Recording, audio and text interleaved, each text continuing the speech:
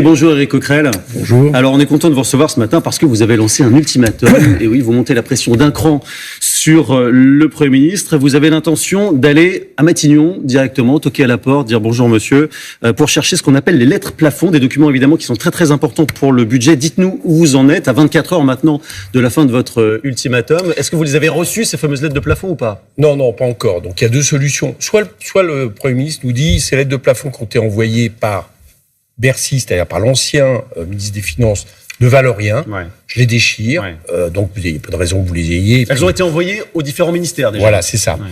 Bon, et ce qui lui posera un problème de délai, à mon avis, pour essayer de construire un budget. Soit c'est pas le cas, ce que je crois, c'est-à-dire je pense que ça va être au moins la base de travail importante du prochain budget.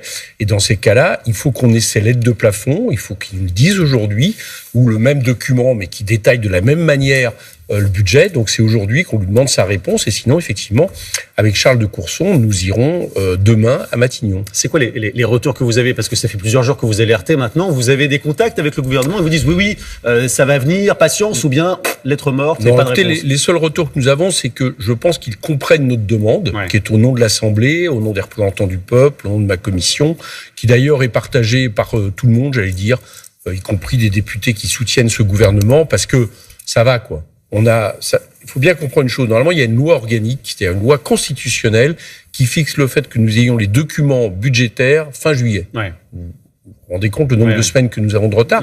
Or, ces documents ont été envoyés et nous ne pouvons pas en disposer. Bon, la représentation nationale, je sais qu'Emmanuel Macron a tendance un peu à s'essuyer dessus, mais là, il faudrait peut-être la respecter. C'est une demande qui n'est pas partisane, puisque vous la partagez avec Charles de Courson, qui n'est pas vraiment de votre bord politique. Et si vous ne les avez pas, vous allez donc demain arriver. Comment ça va se passer concrètement? Il y a les huissiers qui vont vous attendre. Vous allez tenter de passer un peu en force. On préviendra. Non, on préviendra. Très franchement, ça reste urbain. Moi, je préférerais éviter. Je préférerais que je suis pas spécialement un adepte du buzz et autres, donc je préférerais qu'aujourd'hui, le Premier ministre nous fasse signe, nous explique quand il va nous transmettre ces documents. Mais si c'est le cas, nous irons effectivement à la porte de Matignon et nous demanderons ces documents de manière très polissée. Alors sur le fond, vous qui avez le nez dans ces comptes nationaux, la situation elle est présentée comme alarmante par la Cour des comptes, mais pas seulement. Bruno Le Maire demande au moins 15 milliards d'euros d'économies, même peut-être 20, 25. Est-ce que vous ne pensez pas, vous, que oui, peut-être, effectivement, il faut tailler dans le budget et faire des économies? Non, surtout pas. Surtout pas, oui, pour deux raisons.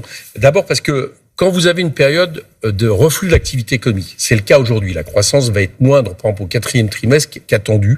Quand vous baissez les dépenses publiques, en réalité, ça a un effet récessif. Voilà. C'est une question d'équilibre. C'est une question d'équilibre, mais c'est peut-être dur à comprendre, mais comprenez que les dépenses publiques, c'est aussi des recettes. Je vous donne un exemple. Vous décidez, par exemple, d'isoler beaucoup plus de bâtiments ou de construire plus de logements sociaux, ce dont on a besoin. Vous faites travailler le BTP. Autrement dit, c'est pour l'économie, c'est des choses qui sont positives. Mais c'est ce qu'on fait depuis des décennies et on est à plus de 3 000 milliards de dettes. Non, ce qu'on fait depuis maintenant plusieurs décennies, c'est qu'on attaque les dépenses publiques, on attaque le service public. Et ce qui s'est passé avec Emmanuel Macron, c'est ça la singularité, on va dire, c'est que, raison d'ailleurs qui explique l'augmentation du déficit, c'est que lui, il a baissé les recettes. Et notamment à travers des cadeaux fiscaux aux plus riches qui en ont largement profité.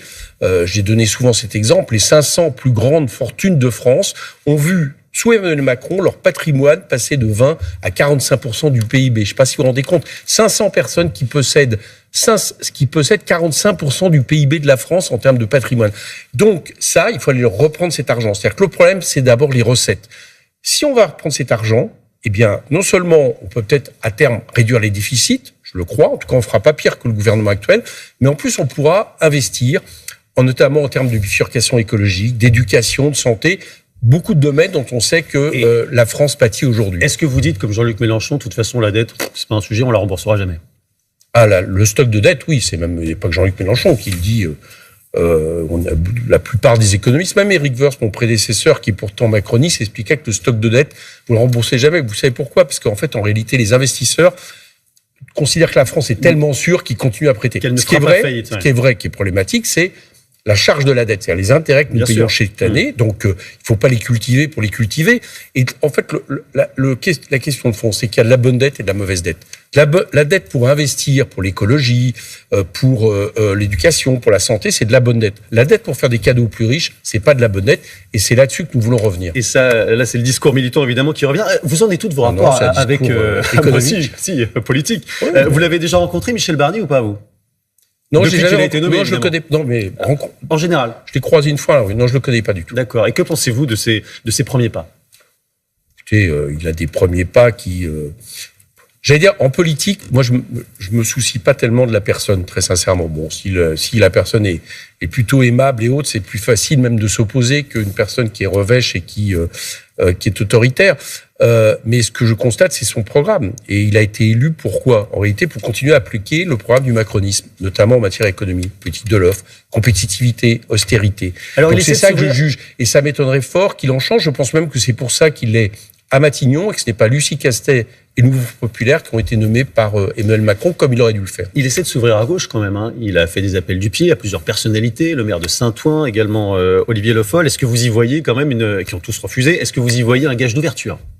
Vous l'aviez dit, ils ont tous refusé. Ah bah oui, mais c'est peut-être parce qu'eux, ils ne sont pas ouverts. Non mais enfin bon, c'est un peu simple. On a aujourd'hui le Premier ministre du parti qui est le perdant, le plus grand perdant de cette élection. En fait, c'est un gouvernement de perdants. Et on nous dit... parce qu'il va donner des coups de téléphone à des personnalités de gauche, il s'ouvre à gauche. Moi, ce qui m'intéresse, encore une fois, c'est le programme. Et le programme, c'est la continuité du macronisme qui a été battu aux élections législatives. Donc là, il y a un vrai déni démocratique.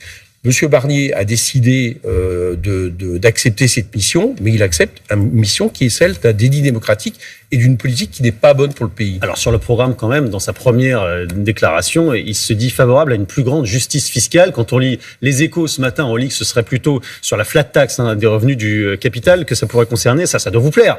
Ah bon, on va voir. Moi, je vais voir sur les faits, si vous voulez. Il y a 1 an et demi, on a eu les dialogues de Bercy. Ouais. Vous savez, c'était la réunion proposée par Bercy.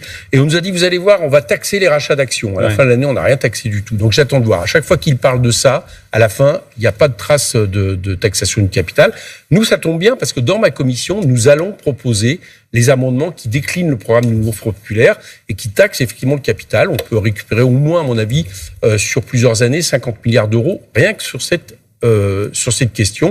On verra bien l'ouverture à ce moment-là du gouvernement. Et on verra aussi l'ouverture sur la réforme des retraites, parce que pareil, dans cette première déclaration, il s'est dit ouvert à un débat pour l'amélioration de la réforme. Est-ce que vous êtes ouvert à ce débat ou vous vous dites non, nous c'est l'abrogation, un point, c'est tout? Barclay, je pense que c'est un peu une manière de contourner le problème. Le problème qu'il a, c'est que tous les syndicats, 90% des actifs et manifestement le résultat des législatives lui disent il faut abroger cette réforme des retraites. Donc c'est ce que nous demandons, c'est ce qu'on va essayer de faire dans les 3 mois à venir, que ça soit à travers la proposition que nous allons mettre dans notre niche fin novembre, à travers le projet de loi de finances de la sécurité sociale. On va y arriver, parce que je pense qu'il y a une majorité à l'Assemblée nationale pour l'abroger. 10 secondes sur l'ambiance à LFI, ambiance règlement de compte avec François Ruffin qui dit en gros vous faites campagne au faciès en ciblant un électorat communautaire musulman. Vous lui répondez quoi?